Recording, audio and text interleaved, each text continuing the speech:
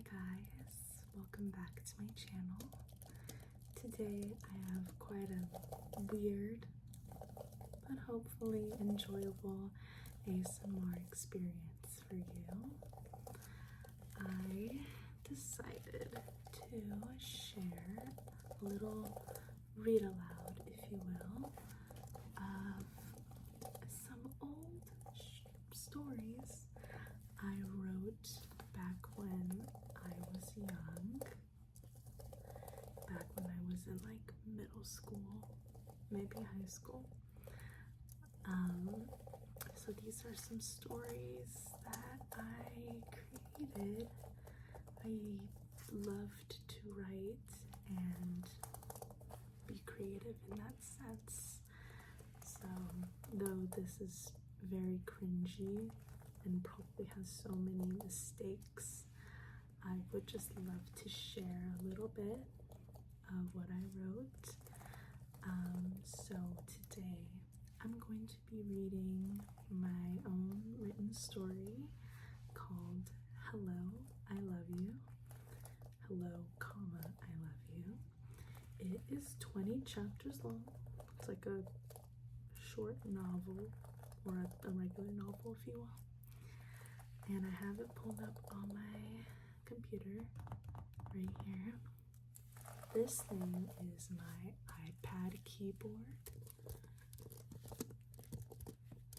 that I will be using to just layer on some typing noises as I softly read my book. So let's get started with chapter 1, and just a couple of things to know. I wrote this when I was very young, so bear with me and its themes. This is a romance book that I wrote a long time ago, and I will just be reading a few chapters today. This is not in the public domain, so you can't find it. Good thing. And it stars 2 main characters that I made up.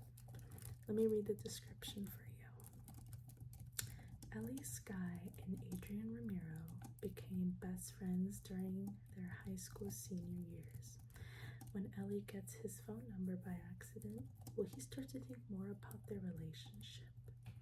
Will they be in contact even after high school? Or will they become distant strangers? So this is romance, teen love, I guess. It's a bit mature themed, according to what I rated it. But anyways, we're gonna start with chapter 1, and it does switch between point of view. So we're starting with Ellie's point of view. I regret not bringing my umbrella to school with me. Even though Mom said it will be a huge rainy day, I ignored her warning. I let out a sigh and see my breath disappear into the cold air. Pitter, patter, pitter, patter. I tapped my foot in a rhythmic time. The school roof made the rain sound louder than it already does. I grabbed my phone out of the smallest backpack pocket and checked the time. It was 3:28. All of my friends already went home. I know Mom won't be off from work until 5, so I guess I'll make my way home. I put my phone back into the pocket and lift my hoodie above my head. I step foot away from the dry area and into the soaked. I hold on to the shoulder straps and begin running towards Wicker Lane. Adrian's point of view. Adrian, you'll be late to soccer if you don't get in the car in 5 minutes, yelled Mom. Yeah, I'm coming, I yelled back. I rush out of the door with my Adidas duffel bag into the car. I threw my bag into the passenger seat and buckled up. Adrian, honey, you need to stop playing that Call of whatever game and keep watch of the time, scolded Mom. It's Call of Duty, by the way, and I'm sorry for being irresponsible, I responded. Yeah, whatever. Let's get going, she said. The car veered out of the house lot and started driving forward to Wicker Lane. Ellie's point of view.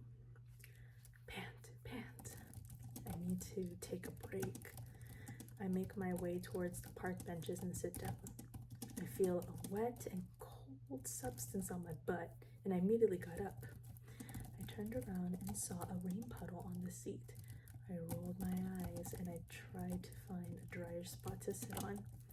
I suddenly see a car driving into the parking lot. I see a mom and a teammate. Wait, that's Adrian Ramiro. That's the end of chapter 1.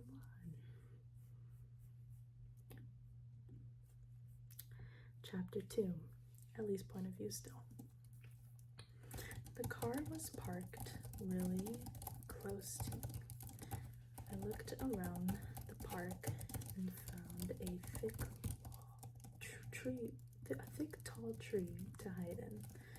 I gave one last glance to the car, and Adrian was about to close the car door. I ran as quick as my feet can to the tree and hid behind it. I gave out the biggest whoo on earth and smiled. The rain stopped pouring a while ago, but I could still see the dew on the tree leaves. A shot of remembrance hit me like a gun through my head. I left my backpack on the bench. I muttered to myself. I take a peek around the tree to see if my backpack was on the bench, which was not. Who would take a random 70-year-old's backpack? Adrian's POV. A stray backpack was lying lonely on the bench.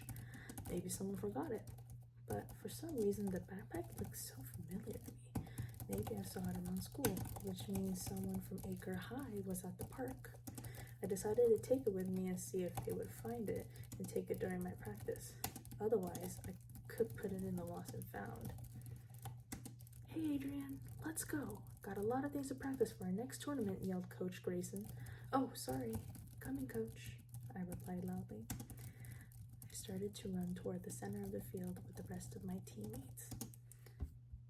Ellie's point of view. What do I do? Maybe he'll find me after his practice, but I bet he doesn't even know me. What do I do? Adrian, you're slowing down on me, yelled the coach. Sorry, Coach, I'll run faster now, replied Adrian. I turned around and saw a bunch of sweaty teenage guys with blue jerseys running around the cones in the field. I noticed Adrian was going abnormally fast. I've seen him in PE, and I always thought he was the world's slowest human being. I laughed to myself a little.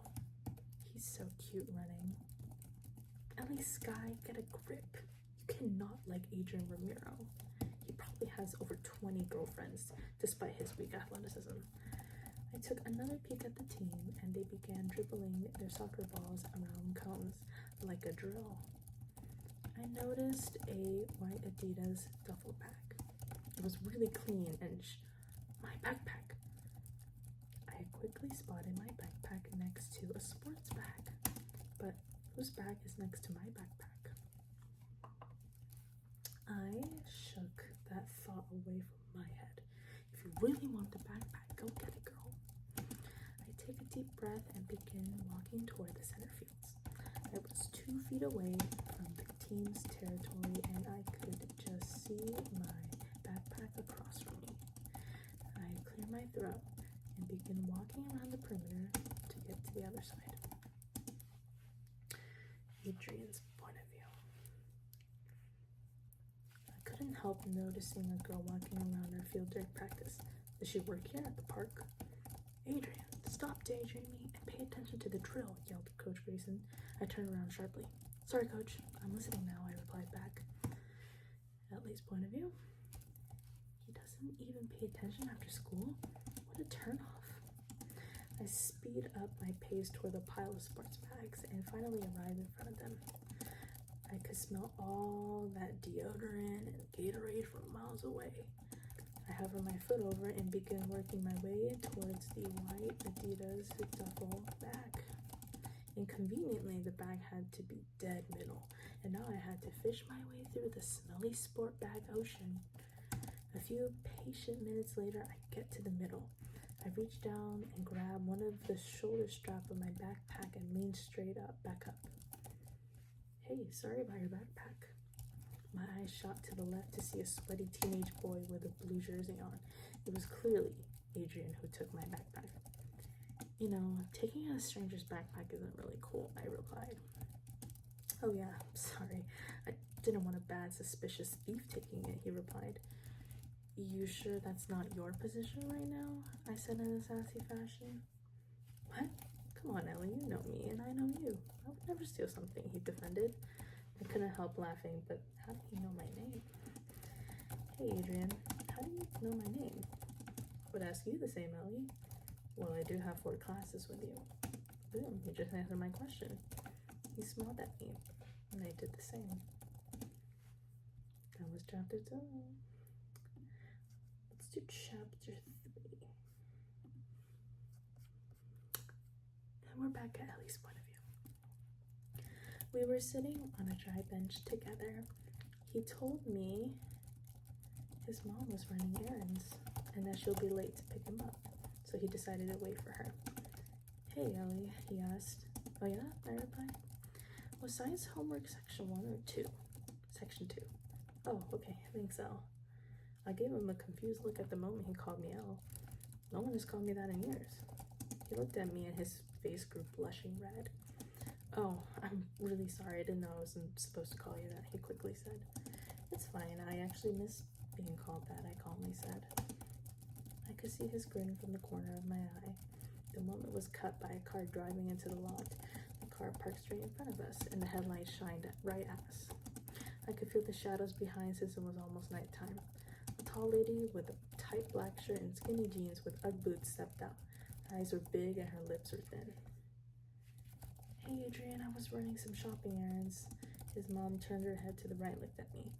Hi, are you Adrian's friend? Oh, do you need a ride? Are your parents around? She asked. I laughed a little inside. I'm fine, miss. Call me Miss Mario. Or even Julianne is fine. Oh, okay, Julianne. I don't need a ride. My parents are coming shortly. I lied. Oh, okay, are you certain? It's not a bother to me. Oh no, I'm fine. You should take Adrian back home. Oh, alright. Adrian, get in the car. He turned and smiled at me. I'll see you tomorrow, Ellie. Maybe I'll say hi during class, he said. I smiled and said, sure thing, and tell your mom thanks for the offer. He nodded and headed towards the car, and away he went. Adrian's point of view. I knew from first reply she lied about having a ride. Girls just always seem to not want to trouble adults. It'd be great if more boys could behave the same. Adrian, your friend there seems really nice. What's her name? Asked Mom. Oh, it's Ellie. She has 4 classes with me at school, I replied. You should invite her over sometime. I'm happy to see you made a girlfriend. She's not my girlfriend. She's just a girl space friend. Why are you firing her up so much, Adrian? Getting nervous? Mom gave the biggest smirk and wink. I rolled my eyes as we continued to drive home. Ellie's point of view. My stomach was churning like crazy back there. I stepped onto the porch and slid the door key into the lock. I turned to unlock it and pushed the door in. The house was completely dark and quiet. I walked my way to the kitchen and checked for the time. It was 5:39. Where in the world did Mom go? I run back upstairs to my room to see if she left a note or message. No note. My heart beats faster by the minute, and my palms are going sweaty. 5:40. I make my way back downstairs to check my phone in my backpack. Instagram notification. Ellie Alien. Kim OK liked your photo. Ellie Alien. Brianna Banana liked your photo. No sign of a message. 5:41.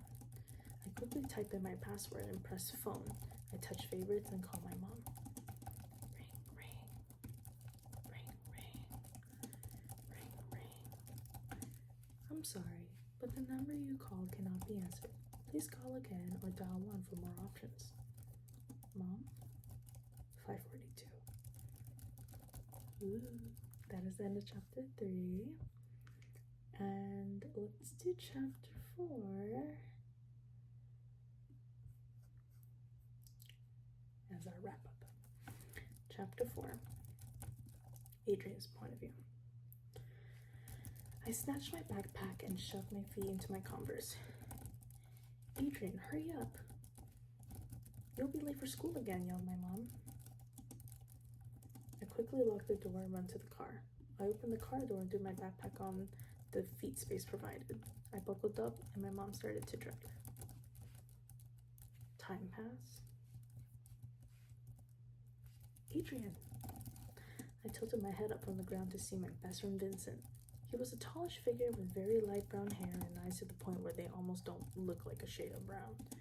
Gray thin sweater, black jeans, and tropical flower Vans. He's been with me since middle school. We were like click the moment we hung out. He loved playing soccer, although he wasn't the best. I was always jealous of how sympathetic he was to others. He had one piercing on his ear and made him look like a top-notch bad boy. You look awfully happy today, Vincent, I creepily said. Oh, you know, I made it into the soccer team, he shouted. Oh my god, oh my god, oh my god, what? Congrats, dude.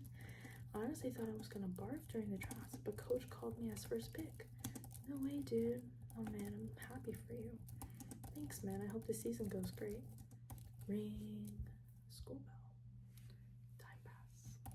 It was time to transfer to second period. I was near the boys' locker room to see if Elliot walks by. I was the first guy to dress up. I couldn't help myself but to go see her. Hey, Adriana. I turned around and saw Francis. He was the school's bully. Round, buff, with a thin cut, almost bald blonde hair. Always wore a white tee with a jacket over and khakis. His sneakers were ripped, but he said he had no time to buy new ones, which obviously I don't believe. He calls me Adriana just because it was the most similar girl name to my name. What do you want, Francis? Just wanted to say hi to my best loser friend. I clenched my fist from behind. I had the hugest urge to knock him right off. He doesn't deserve anything. Leave me alone, Francis. Shut up. He swung his fist into my face, making me tumble toward the lockers. My face instantly feels an aching jaw pain. I felt like crying, but obviously that won't do anything. He walked closer to a limping Adrian. He charges his fist towards my face, and I shove that fat Francis to the ground. At times I can't even open a jar of tomato sauce for my spaghetti, but today my inner Hulk unleashed. Adrian was still covering his face with his arms. He looked like a weak and helpless child. I tried to help him up, but I quickly noticed Francis reviving. He stood up tall and mean. I'm not afraid of you, Francis. Touch me, and you'll get expelled for harassing a girl, I hissed. He grunted and made his way into the gym. I turned back and tried to help Adrian. Adrian, you okay? I'm sorry, I wasn't quick enough to save the first punch, I spat out. Elle, he said weakly. It's okay, he's gone now, but we gotta get you to the nurse's office. He gave a slight nod and tried to stand up. I could see a bruise forming near his lower cheek. I wanted to cry from his pain, but I have to stay strong from him. Time passed. Will he be okay, Nurse Iris? I asked. I definitely sent him home to recover. What period did this happen in? She asked. Oh, about second period. Oh well, nothing seems to be broken, but that bruise will be on for quite a while. I heard if you rub mouthwash on it daily, it'll slowly fade. Who punched him? Oh, the jerk. Francis Gutson. The nurse rolled her eyes. That kid is never good news. She threw away her gloves into the trash can and helped Adrian stand up. Okay, Adrian, I'm gonna send you home with Ellie. Is that okay with you? Asked the nurse. Oh yeah, that's fine. I don't live extremely far from here at all. I smiled and grabbed both of our backpacks. Thanks, Nurse Iris, we both said. She smiled and waved goodbye on our way out of the Adrian's POV. Thanks for being there for me, Elle, I said. I could see that rosy glow from her cheeks. She smiled and said no problem. We were already out of the campus area and near Wicker Lane. The pain was still aching but bearable. Hey, do you want to stay over at my place for a while, I asked. Oh, sure. No one's at my house, so I guess. Okay, we're almost there, by the way. She nodded. Oh my god, she's so cute. No, Adria Ramiro, not her, nope. But both of them are thinking, why does my heart beat extra fast when I'm with you? Thank you guys for tuning in. I hope you enjoyed the addition of the iPad keyboard. Let me know if it added tingles or if you like the sounds of it while I read. I would love to read more of this, but you guys gotta let me know if you enjoy it. There's 16 more chapters of this, so the story's not done. We're just getting started. But please let me know your thoughts in the comments or by showing me a thumbs up in this video to let me know you like it. And I hope you guys have a great